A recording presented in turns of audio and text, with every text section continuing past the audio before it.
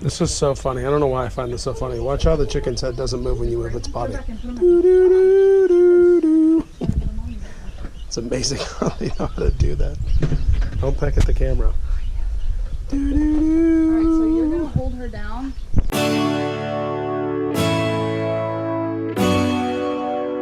If you ever get a broody hen, this is what you do to break the broody. So she drove what? Oh, Drove or drove?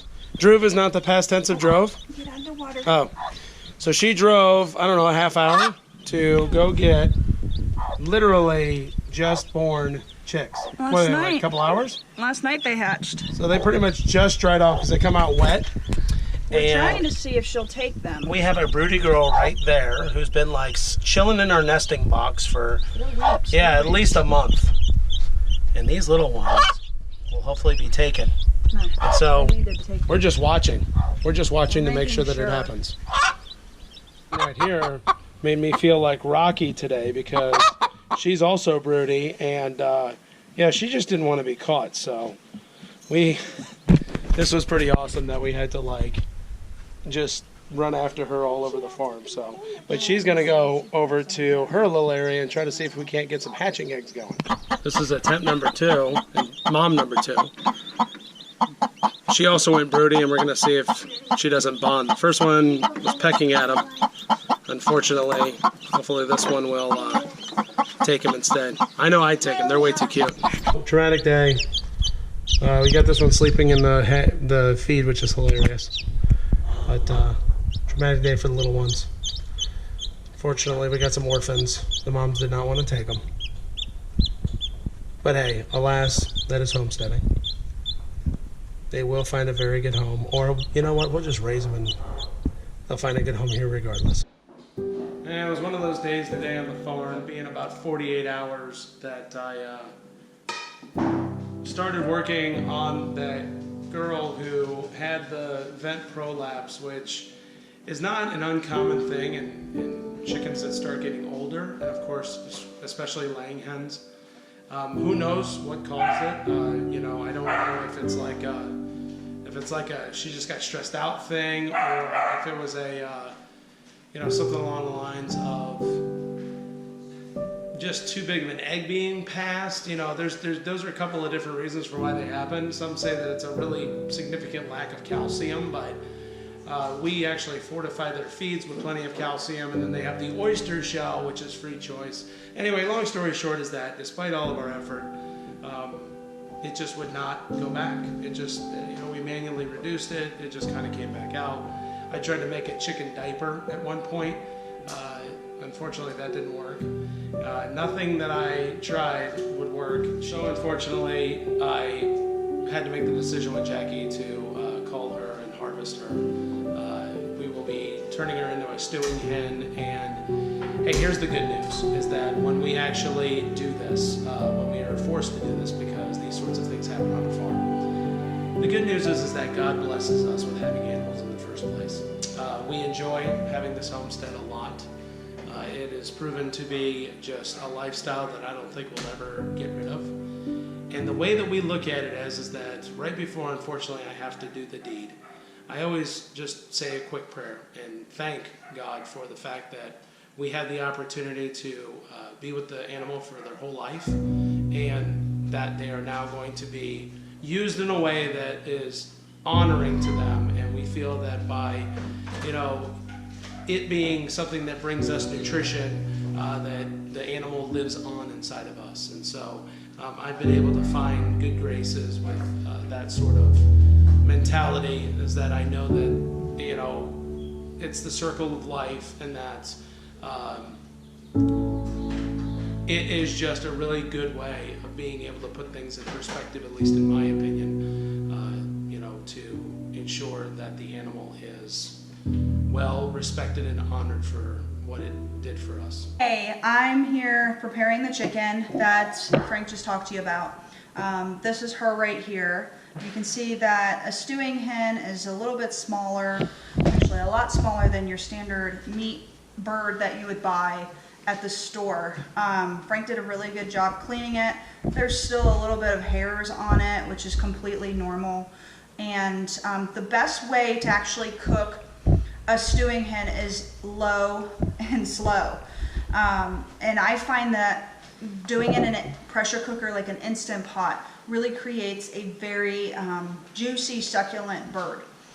I also, it's hard for me actually when it's our own hen. I find that I take extra special care, and it always kind of chokes me up a little bit just because, you know, it was one of our birds that nourished us with eggs for a long time, and I can't think of a better way for us to continue to use, you know, what we've been blessed with her.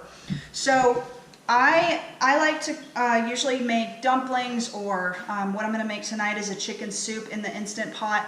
And I'm first going to do 2 sets in the Instant Pot. So I'm going to cook her first, take the meat off, and then I'm going to actually make the broth with the bones. So for cooking chicken in an Instant Pot, you want to cook chicken at about 6 minutes per pound. So my guess is she's about 2.5 pounds. And you can see, like, they don't have as much breast meat, you know, they have a lot of white fat from being in the sun and being pasture raised, and all of that will kind of be rendered down when we do cook her in the Instant Pot. First thing I'm going to do is I love putting lemon in the cavity as well. I did a half an onion because she's not that big. If it was a bigger chicken, you can do a whole onion, just cut it up into quarters. And then I have also about 3 cloves of garlic. And so I stuff all that in the cavity, and I just find that it infuses the meat and gives it a really good flavor. I have about 2 tablespoons of our Kerrygold butter. And I just take that, make it nice and soft, and I just rub it all over. I also kind of try to go up in between the skin, right there, if you guys can see that. In between the skin and the breast meat. And I just do my best at just covering it with butter. I feel like that also really just creates a very, very succulent and delicious bird. I'm just going to give it a little sprinkle of some Himalayan sea salt before I put her in the Instant Pot. And I've already got my little trivet in the Instant Pot with 1 cup of water already ready to go. And so I'm just going to take her, and I like to actually put them face down because I feel like it creates a more, the breast is downside, so it just really helps to really cook that breast really tender. Just going to put on the lid, make sure that's all the way back, and we are going to hit manual. And we're going to go to about 15 pounds, or 15 minutes. Like I said, you want to do about 6 minutes per pound, and I think she's about 2.5 pounds, so that would be plenty. And then what I'm going to do is I'm going to naturally release, which will take 10 to 20 minutes. So that will also keep cooking it and just really creating that really tender meat that we want. Well, it's the next morning, and I cooked the chicken all night for about 12 hours on slow cooker. And this morning I was able to really easily shred the chicken. It's very, very soft. And so I'm separating, I shredded it, and then I filtered the broth into this bowl. So this is probably a little over 1 gallon of really, really delicious bone broth from that stewing hen. After I took the bones off of her, I threw them back into the pot with the skin, with the organs, with all the vegetables. I added more vegetables, another onion, some garlic, some chard stems that I had, some parsley, sage, and thyme and rosemary from the garden. And now I'm actually going to pressure cook this 90 minutes on in the Instant Pot, and that will give me another gallon of bone broth. So I was able to get 2 gallons of bone broth off of our one stewing hen.